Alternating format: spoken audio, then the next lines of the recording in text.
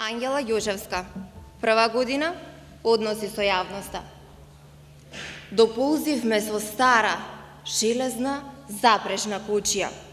Еве сега на самиот крај од приказната летаме со вселенска чинија истражувајќи ги далечините на Вселената. Ја оставаме зад себе нашата сакана планета Земја жедна, врела, уништена. Но да ве прашам, ќе ги земеме ли со себе нашите сакани и верни пријателчиња, роботчиња? Роботи. Популарен тренд за кој нема точно определена дефиниција. Се поприсутни и кај физичките, и кај правните лица.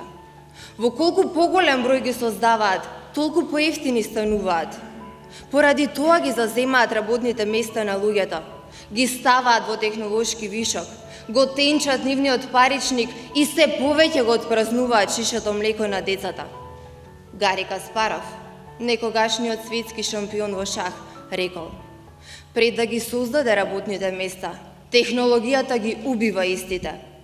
Но Гари Каспаров заборавил да додаде дека роботите се само обични аналитички машини. Тие не знаат и не можат со срце и со душа да се внесат во работата која што ја работат. Роботите создаваат една ера на сосема нов свет. Типичен пример е роботот Софија. Првиот робот – државјанин. Кажете ми, каква е ова иронија? Луѓе апатриди, а роботи државјани. Јас навистина не ја разбирам целта на Саудитска Арабија. Ке влезе ли Софија во одбрана на земјата која ќе се завојува? Ке гласали правилно и со свест за време на избори? Колку рационална свест може да има една машина чиј креатор се потпишува со име и презиме, а не како мајка природа?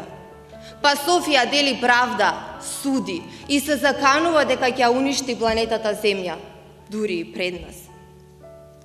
Тука веќе се надоврзуваат прашањата. Дали со доделувањето на првото државјанство на робот и другите роботи ќе ги побараат своите права? Вредни ли се десетици години вложување во нив за се до моментот кога ќе сватат дека повеќе не им требаме? Треба ли да се плашиме од овие машини што се повеќе размислуваат како луѓето? Или пак само треба да им се заблагодариме што го прават овој наш живот полесен? Јас не велам дека треба да ги уништиме роботите, туку велам дека треба да ги искористиме нивните златни јајца. Најпрвен, да ги заштитиме човековите права, така што ќе поставиме високи даноци за роботите во индустријата и копче за нивно исклучување. Велам да се приближиме од човек кон човек, а не кон механички срца кои при првото ненавивање ќе престанат да работат. Роботите се производ на човековата иновативност и тие треба да помагаат онаму каде што човековата рака е премногу дебела за да се протегне. Дејан Груевски, 4-та година, политички студии. Република Македонија, македонски народ, македонска нација, македонска држава, македонски јазик. Гордо и достоинствено ги изговарам овие свети зборови. Зошто за мене како македонец ова се многу вредни зборови? Затоа што јас мислам, зборувам, пеам, се радувам и плачам на мојот јазик, на мојот мајчин јазик, македонскиот. Јазик пренесуван од древнина до денес, со кој родната мајка не гали и пее македонски песни. Македонскиот јазик како символ на современото национално постоење. Македонскиот јазик со сите своји специфики како код и како дух на посебниот македонски идентитет. Македонскиот јазик како целосно оформен и како несомнено докажан е обединувачка основа. Тој е сврзното ткиво на современата македонска нација. Токму затоа треба многу прецизно да се почитуваат сите темелни карактеристики според кои македонскиот јазик сериозно се разликува од сите други словенски јазици. Во македонскиот јазик не постојат падежи, туку само остатоци од падежните форми. Македонскиот јазик го карактеризира аналитичка деклинација, поврзана со користењето на предлозите. И понатаму, трисложното акцентирање од позади кон напред, двојниот предмет, минатото време со глаголот има, минатото идно време и така натака. Не случајно ги наведувам овие карактеристики. Сите тие се клучниот доказ за посебноста на македонскиот јазик, затоа што тие се одбрана од вековно присутното негирање на посебноста на македонскиот народ и на македонскиот јазик. За македонците, македонскиот јазик е непроценливо богатство. Едно од основните национални обележја според кое не препознава светот. Бранејќи го, употребувајќи го, практикувајќи го, негувајќи го јазикот, се штитиме себе си. Тоа е неопходно, за да ниту ние, ниту нашите деца, ниту нашите внуци не ја изгубиме свеста, кои сме и што сме. Преку неговото секојдневно правилно зборување можеме да обстанеме низ епохите кои следуваат. Затоа што македонскиот јазик е мајка на минатото, светлина во сегашноста и водилка кон иднината на македонскиот народ. Судбината на јазикот е судбина на нацијата. Македонците се пиреи, македонците се феникс, Македонија е вечен пламен кој не згаснува. Македонија вечна од исконот до бескрајот.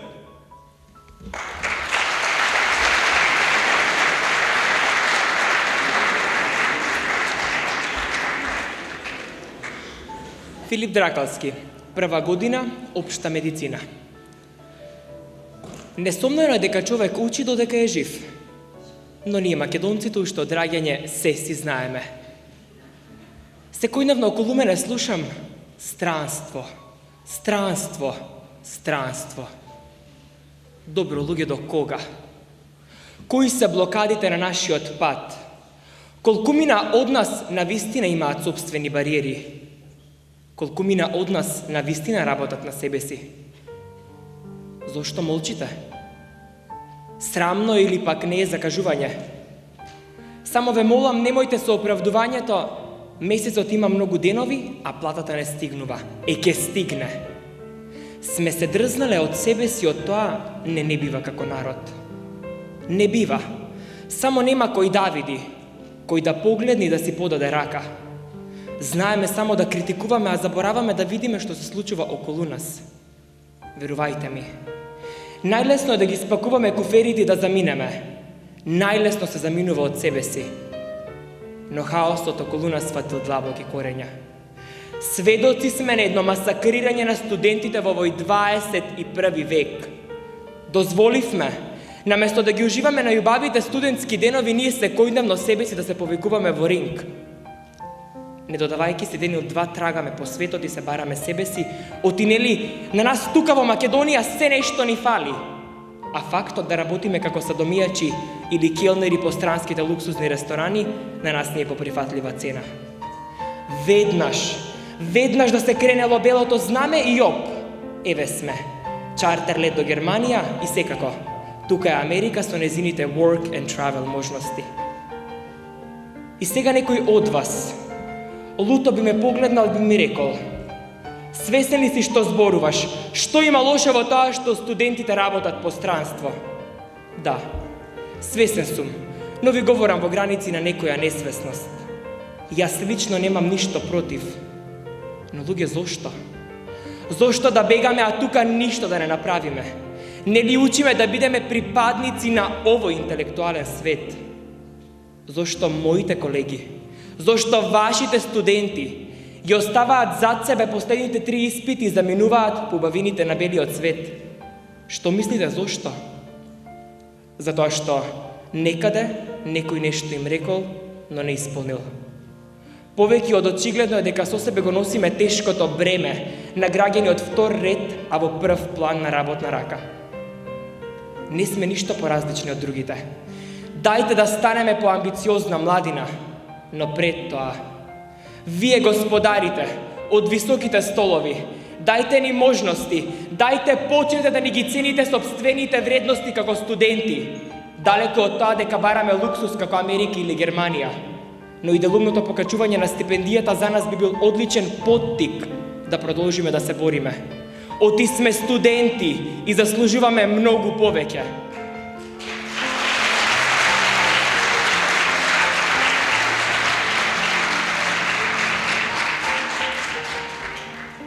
Јас, како некој кој верува во своите амбиции, сакам овде да останам, овде да работам и при тоа да чекорам кон себе си. Оти каменот си тежнее онаму каде што си му е местото. Оти вистината секој пат е конкуренција на лагата. И ако досега беше дека само оние со врски се на работа, а оние со просек 9,90 се дома, дајте да го промениме тоа. Немаме фластери на устите. Не сме ниту без зборови. Сите ние можеме да го направиме овој Пиреј достојно место за живење. Место каде што сновите стануваат реалност. Запомнете, ние бираме како да мислиме и ние можеме да го промениме начинот на кој размислуваме. Тоа секогаш е наш избор. Изборот е ваш.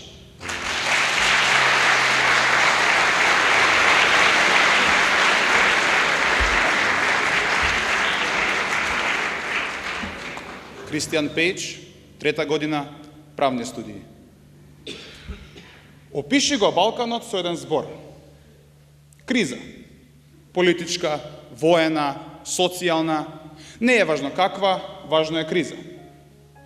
Опиши ја Македонија со 3 збора. Криза, криза, криза.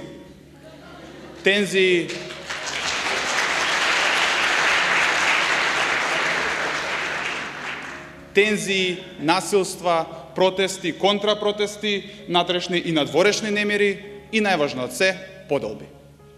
Наши, ваши, леви и помалку леви, патриоти, предавници, комуњари и другите што и да се демократи не се, и секако плави и црвени.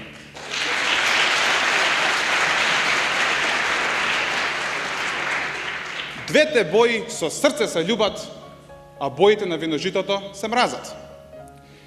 Во нашата крв е да заземеме една страна и потоа ја убедиме спротивната дека само ние знаеме најдобро. И толку цврсто се држиме до тие ставови, што без разлика на се, ќе им останеме верни. Со нозете чекориме напред, а умот стои во место.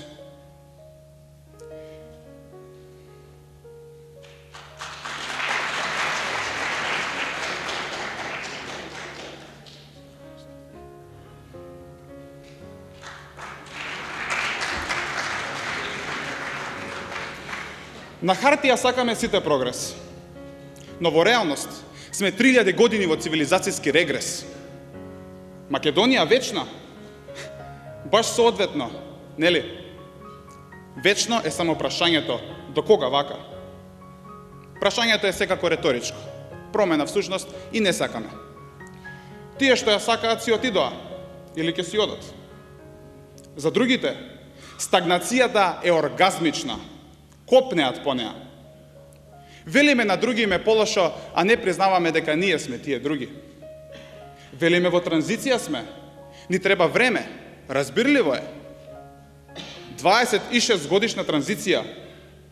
Македонија е се освен разбирлива. Празни реторики, без разум и логика, одново и одново се вртат и пак ги впиваме. Без излезна ситуација. Нашиот личен пекол. Или за некого рај. Светлото на крајот од тунелот било во Европа. Па ние сме во Европа, но сме европски само на Евровизија. Тогаш спасот мора да е во младите? Кои млади? Тие што си отидоа или тие кои го гледаат светот плав и црвен? Или во третите, безгласните? Има ли спас е прашање без одговор? И ќе остане такво, се додека не излеземе од ова наше едноумие и се обидеме барем малку да ја промениме свеста.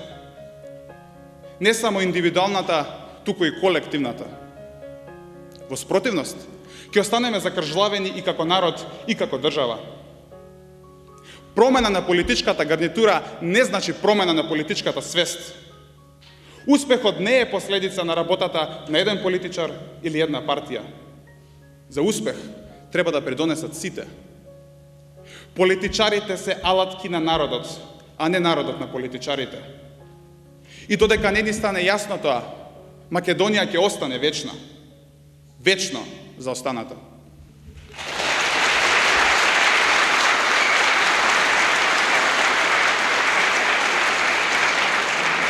Симона Томчевска, 3-та година, правни студии. Го помните ли Скопје? Зелено и чисто. Јас не. Дури и малото во кое што живеев, сега е само ладен бетон и прашина. Небото е сиво. Си дишиме смог. Чистиот воздух како да стана луксус. И секоја есен, нашиот град како изгребана плоча да заглавува на еден стих. Магла пак ме покрива. Мириса на неволја. Додека зеленилото се намалува, висококатниците се множат. Фабриките комуницираат со димни сигнали. Ние се претворивме во затвореници на сопствените домови, а си имаме слобода на движење, право на чист воздух. Од тоа имаме само право да добиеме рак, бидејќи нашите бели дробови се претворија во филтер за смог и чад. Законот за унапредување на животна средина вели загадувачот плаќа. Кај нас плаќа само во джебот на оние кои што треба да молчат. Здравието се трампа за кеш. Забораваат дека со нив може да купат само лекови, но не и здравје. Забораваат и дека секоја настинка не се лекува само со скапи лекови и билките на бабарада, туку со чист воздух. Затоа нема да го дозволиме тоа. Моето право е и твое право на чист воздух и здрава животна средина. Смачено ми е. Смачено ми е од борбата, од катранот кој ми влегува низ гради и посегот на мојата рака кон апаратчето за астма. Оти морам да вдишам. Оти ке ме снема. Институциите имаат моќ да молчат дотаму каде што ние сме пасивни. Затоа го кревам мојот глас. Затоа прашувам, зошто ништо не се превзема? Зошто не се спроведуваат во пракса законот за амбиентален воздух, инспекцијските надзори? Кому му е дозволено да не труе? Зошто додека низ устите на активистите ечеше воздухот е право, воздухот е живот, институциите останаа неми? Зошто покрај толку сончеви денови ние се уште им робуваме на термоелектричните централи? Илјада зошто? И ниту едно затоа.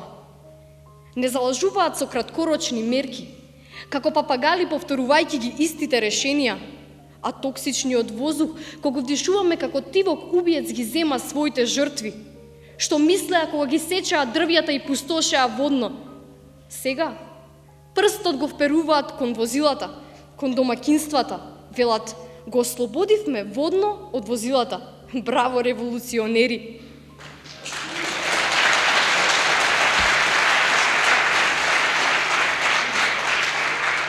Кои при најголем буџет најмалку одвоивте за животната средина.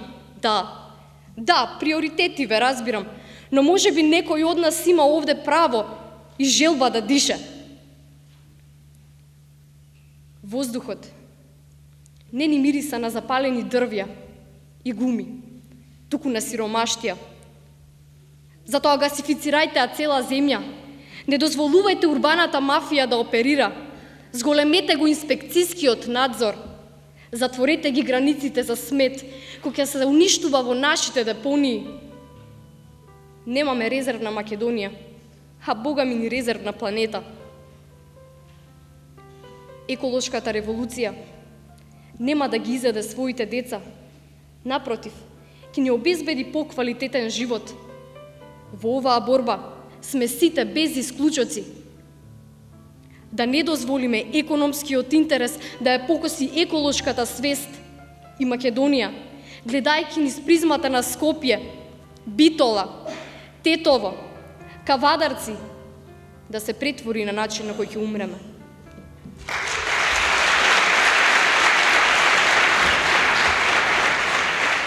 Иво Ристовски, 2 година, правни студии. Дајте ми крилја ја да си метнам и в наши страни да си прелетнам. На наши места ја да си идам, да видам Охрид, Струга да видам. Има ли подобар начин за да ви го насочам вниманието на една од македонските вистини?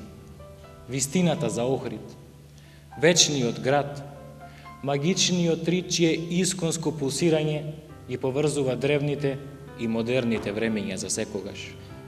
Живеејќи 2400 години, Охрид е наследник на градот Ликнидос, град чии достигнувања се проткаени во таписеријата на моќната древна цивилизација. Мојот град, моето место на сплотување, местото на вечната инспирација, местото на бескрајната утопија на моите мисли, Балканскиот бисер, градот на минатото и сегашноста, градот на езерото, Балканскиот Ерусалим и на крај рекордерот по иселени граѓани од Македонија со можност да го изгуби статусот што го добил од УНЕСКО. Охриде, ти со твоите залези и сини води која топла душата моја. Охриде, дали ме слушаш? Охрид е град со најголема невработеност во Македонија. Невработеноста е за 10% поголема од просекот во Македонија, вели статистиката на Заворот за вработување. Во локалната самоуправа постои превработеност до 7 пати поголема од стандардите за ангажирање и вработување во јавната администрација. Статистиката потврди, од Охрид за 11 години се иселени 10.000 лица или по 2 лица дневно. Најчесто се иселуваат младите. Реченицата дека Охрид е град на УНЕСКО ја знам од мал, од кога паметам за себе. Толку многу пати ми била повторувана и толку многу пати во минатото и самиот сум ја повторувал, што понекогаш мислам дека на сите ни е всадена како алгоритам уште пред да се родиме. И со право имаме со што да се гордееме. Меѓутоа, многу луѓе го занемаруваат овој факт. Сеено им е дали Охрид е по заштита на УНЕСКО.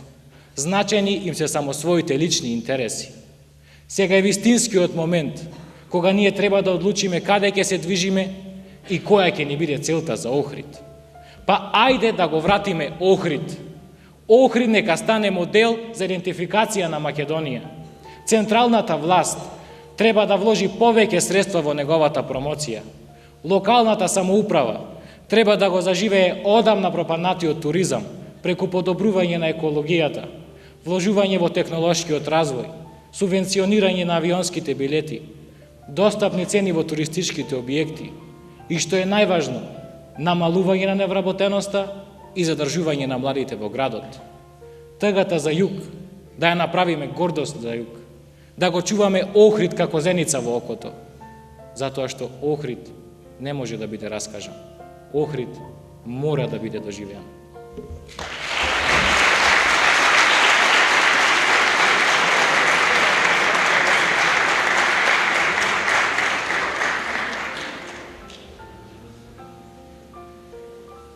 Маријана Китановска, 3-та година правни студии. Матка, кањон со прекрасна гледка, ви го одзема здивот. На само 15 километри од Скопје. Толку близко, а толку далеку. Исто како и Данска. Сакате да се одморите од грандиозна блескавите споменици кои ни го разубавеа градот? Одете на Матка. Ништо не е бело и блескава таму. Сива е и црна. Темно. Модро езеро. Сива карпа. Но толку е мирно и спокојно. Недела. Убаво време во градот. Но градов гуши. Сончевите зраци не нудат спокој. Не ме поттикнуваат да вдишам длабоко. Бидејќи сум љута? Не. Гневна сум. Очите ми се преполни с улици од лица кои се исто незадоволни. И никој не нуди излез. Нов пат. Затоа, еве ме мене на Матка. Сонцето таму не се пробива ни слоеви смог, магла и нечистоти. Сонцето таму свети, силно и златно. И се е појасно. веднаш ми е полесно. Веднаш ја земам неделната доза на спокој и почнувам да сонувам. Некој ме тапка по рама. 2 данкињи, студентки без товар на срцето со ранци на грбот. Тргнале да се шетаат и истражуваат по Европа. Тие побарале 500 евра за прошетка од неколку дена. А јас 500 денари му побарав на татко ми из утрина ми не само за доматка. За цела недела ако може да ми стигнат. Од 500 денари косата му се крена со недопиено утринско кафе. За Данска да му побарав 500 евра, ќе му паднеше и таа коса која му остана.